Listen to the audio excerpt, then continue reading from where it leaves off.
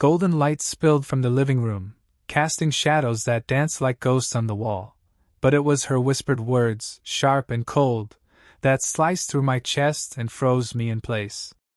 I stood there, keys still dangling in my hand, my heart pounding so loud I thought it might betray me. I had come home early, thinking I would surprise Sarah with takeout from her favorite Thai place. 8 months together, and I still got a rush from seeing her smile. We met at a memorial gathering, a somber event for a distant acquaintance of a friend. I was there to lend support, not to mourn, and maybe that is why I caught her eye. I was laughing at something trivial with another guest when she walked over, all confidence and wit, tossing out a dark joke about the occasion that made me choke on my drink. Her humor was bold, her eyes bright, and by the end of the night, her number was in my phone. I felt like the luckiest guy alive. That night, as I crept toward the living room, planning to sneak up and make her jump, her voice stopped me cold. She was on the phone, laughing, her tone light but edged with something I could not place. She said she never meant for things with me to go this far. Said I was not the kind of guy she would normally go for. My stomach twisted, and I must have made a sound, a gasp or a shuffle, because she spun around, her eyes wide, her face draining of color like she had seen a ghost. She dropped the phone, and it clattered on the hardwood floor. Before I could speak, she was across the room, her hands reaching for me, her voice trembling as she tried to explain. She said it started as a stupid game. Her friends, Chloe and Mia, had seen a photo of me online after she gave me her number. They thought it was hilarious, called me a mismatch, and dared her to go out with me just to see how long I would stick around. A week, they said. A week to string me along and give me false hope. But then, she said, something changed. She started to care about me, started to see me differently, and those 8 months were not a lie. Her words tumbled out, desperate and messy, but they only made the ache in my chest grow sharper. I stood there, rooted to the spot, my mind racing. Every memory flashed before me. Our first date, when she laughed so hard at my dumb jokes she snorted her coffee. The late-night talks where she leaned into me, her head on my shoulder, like I was her safe place. Were those moments real, or was I just a punchline she forgot to deliver? My throat tightened as I tried to speak, but all I could manage was a demand for the truth. Why me? Why play along for so long if it started as a joke? She kept talking, her voice cracking, saying she was dumb to listen to her friends. She said she loved me now, that I was a good guy, better than she ever expected. But when I pressed her, asked what she meant by not her type, she hesitated, her eyes darting away. She mumbled something about appearances, about how she used to care about that stuff but did not anymore. It felt like a slap. My hand shook as I told her it was cruel, finding out now, after I had fallen for her, after I thought we had something real.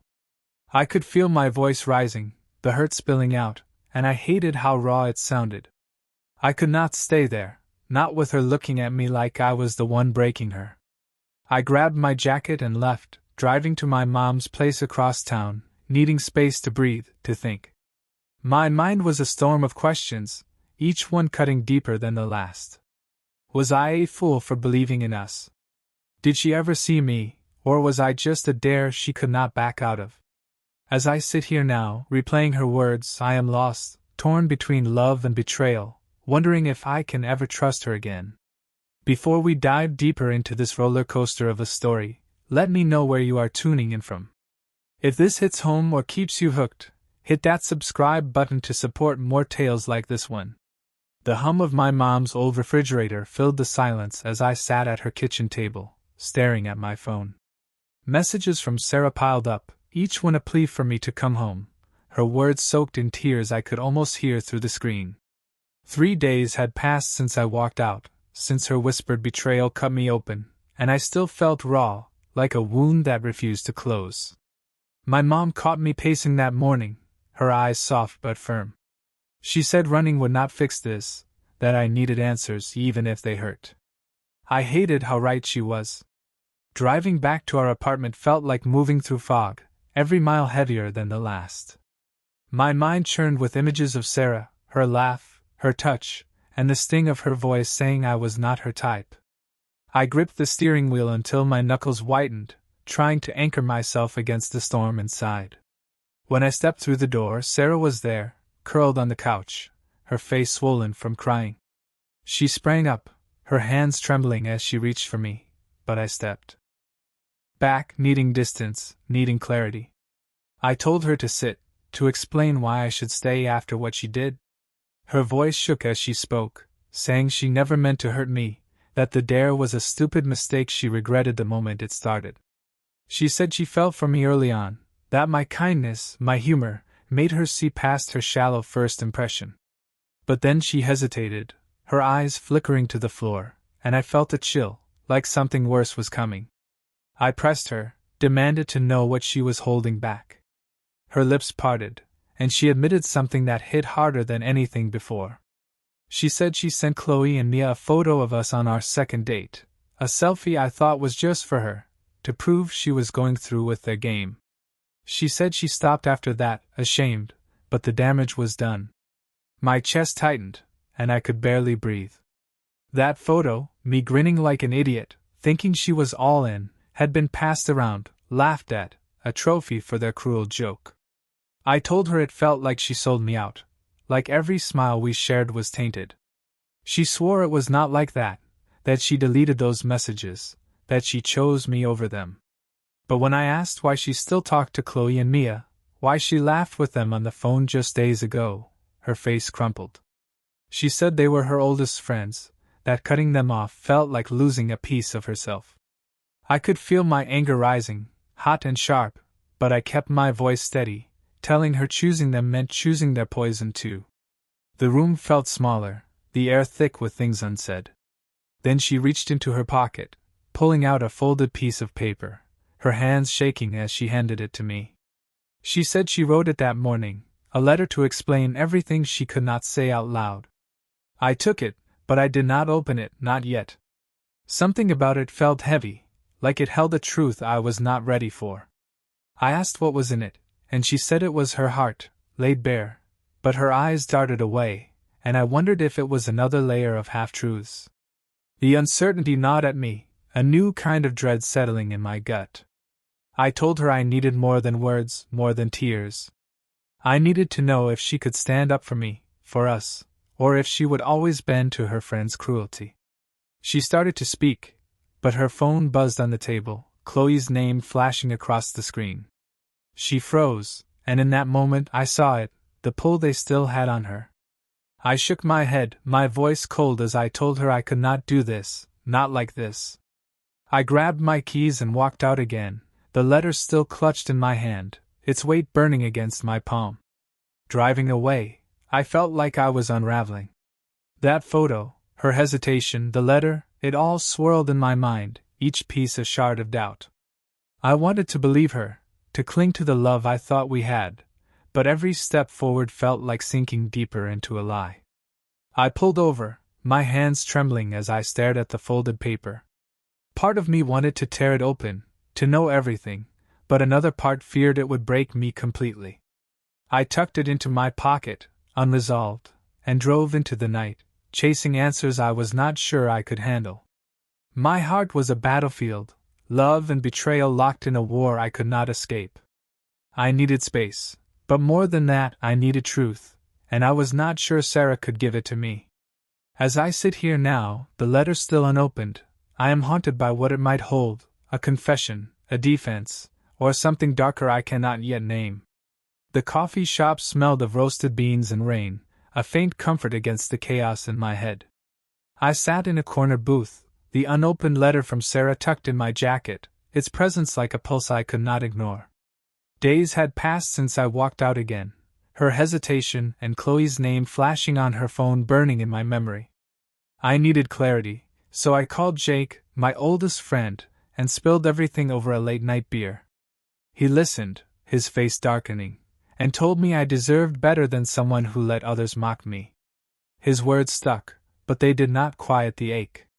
I needed more than one voice, so I turned to strangers, posting my story on an anonymous online forum, hoping for perspective to cut through my fog. The responses flooded in, raw and unfiltered. Some called Sarah a coward, saying her loyalty to Chloe and Mia proved she valued cruelty over love. Others dug deeper, suggesting her tears were guilt, not devotion, and that I should walk away before I lost more of myself. One comment lingered, sharp and unsettling, asking when she stopped seeing me as a joke and started seeing me as me. It echoed my own fears, twisting the knife of doubt. I sat there, scrolling through the words of faceless allies, feeling both validated and hollow. The letter weighed heavier now, a secret I still could not face, its contents a shadow I feared would swallow me whole. I sipped my coffee, lost in thought, when the door chimed. And laughter sliced through the hum of the shop. My stomach dropped as I recognized the voices. Chloe and Mia strutted in, their eyes scanning the room until they landed on me. My pulse raced, but I stayed still, hoping they would pass. They did not. They sauntered over, their smiles sharp like blades, and slid into the booth across from me without invitation. Chloe leaned forward, her voice low and mocking, saying I must be desperate to stick with Sarah after everything. Mia chimed in, giggling, saying Sarah only kept me around out of pity, that I was a story they still laughed about over drinks. My hands clenched under the table, heat rising in my chest. I wanted to shout, to tear into them, but I saw the other customers glancing over, and I swallowed the rage. I told them to leave, my voice steady but cold. Chloe tilted her head, her grin widening, and said I should thank them for giving me a shot with someone out of my league. Mia added that Sarah would never choose me over them, that I was temporary, a phase. Their words were venom, each one stinging deeper than the last, but what hit hardest was the truth they might hold. I stood, my chair scraping the floor, and walked out, their laughter trailing me like a ghost. The air outside was damp, the street lights blurring through my anger. I leaned against a wall, my breath ragged, replaying their taunts. They knew exactly how to wound, and I hated that it worked. But more than that, I hated that Sarah let them stay in her life, let them wield that power. The letter burned in my pocket, and for a moment, I almost tore it open, desperate for something to prove them wrong. Instead, I shoved it deeper, my resolve hardening. I could not keep running from this. I needed to face Sarah one last time, to know if she was worth fighting for or if I was clinging to a lie. I drove to Jake's place, needing his steadiness before I made my move. He saw my face and knew something had shifted. I told him about Chloe and Mia, about their cruelty, and the doubt it planted. He said they were poison, that Sarah's choice to keep them close was a choice against me. His bluntness hit hard, but it cleared the haze. I thanked him and left, my mind set on returning to the apartment. Not to beg, not to forgive, but to demand the truth, no matter how much it hurt. As I sit here now, the city lights flickering outside my car window, I feel the weight of what comes next. Chloe and Mia's words echo, but they do not break me.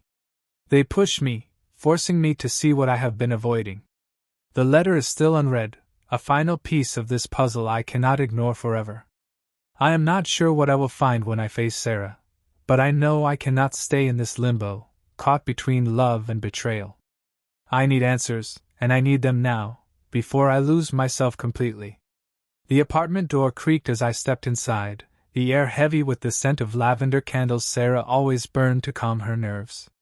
My heart thudded, a steady drumbeat of dread and determination, after the sting of Chloe and Mia's words in the coffee shop.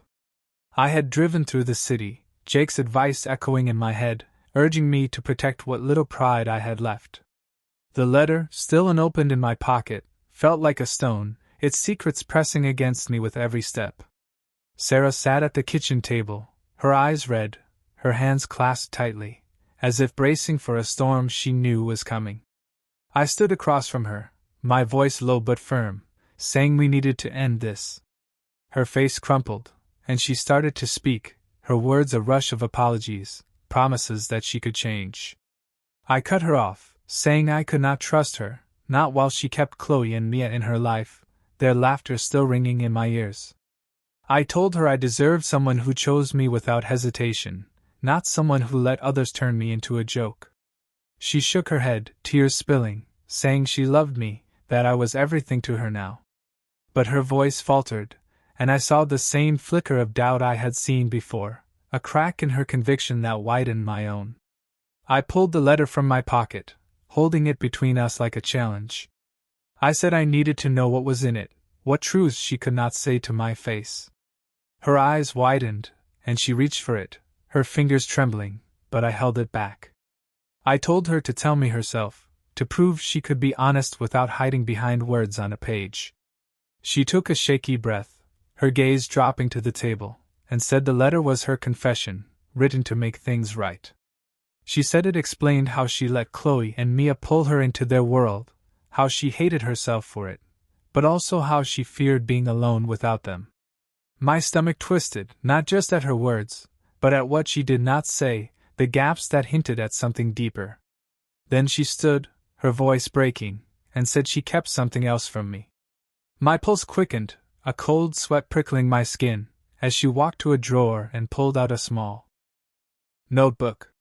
She said it was her journal, where she wrote about us in the early days, entries she never meant for me to see. She handed it to me, her hands shaking, and said one page would show me the truth about her feelings. I opened it, my fingers clumsy, and found a date from our first month together. The words blurred at first, but then they sharpened, cutting like glass. She had written about feeling trapped, about how Chloe and Mia's dare made her see me as a burden, not a choice, until weeks later when guilt turned to something else. My throat tightened, and I slammed the journal shut, the sound echoing in the quiet room. I told her it was over, my voice steady despite the ache in my chest. I said if she truly wanted me, she would have cut Chloe and Mia out the moment she felt something real, not clung to them like a lifeline. She sobbed, saying she could change, that she would do anything, but I shook my head. I said staying with her meant living in their shadow, and I was done being their fool. I set the letter and journal on the table, unopened, untouched, and walked toward the door. She called after me, her voice raw, but I kept moving, each step lighter, like shedding a weight I had carried too long. Outside, the night air was sharp, clearing the fog in my mind. I felt empty, but also free, like I had reclaimed something I did not know I had lost. The journal's words haunted me, a final wound, but they also gave me clarity. I knew now I could not stay, not with someone who saw me as a choice made too late. As I drove away, the city lights blurred, not from tears, but from the promise of something new, something honest, waiting beyond this pain. Weeks slipped by, and the silence of my new routine felt like a fragile piece, a canvas I was learning to paint again. I moved into a small place across town, far from the apartment where Sarah's lavender candles once burned. The journal's words, sharp as they were, faded into a dull ache, replaced by the hum of my own thoughts. I kept busy, joining a hiking group Jake recommended, my boots crunching on trails that stretched beyond the city's noise. Each step felt like reclaiming ground, a quiet rebellion against the months I spent doubting myself. One evening, as I scrolled through my phone over a beer, a message from a mutual friend caught my eye.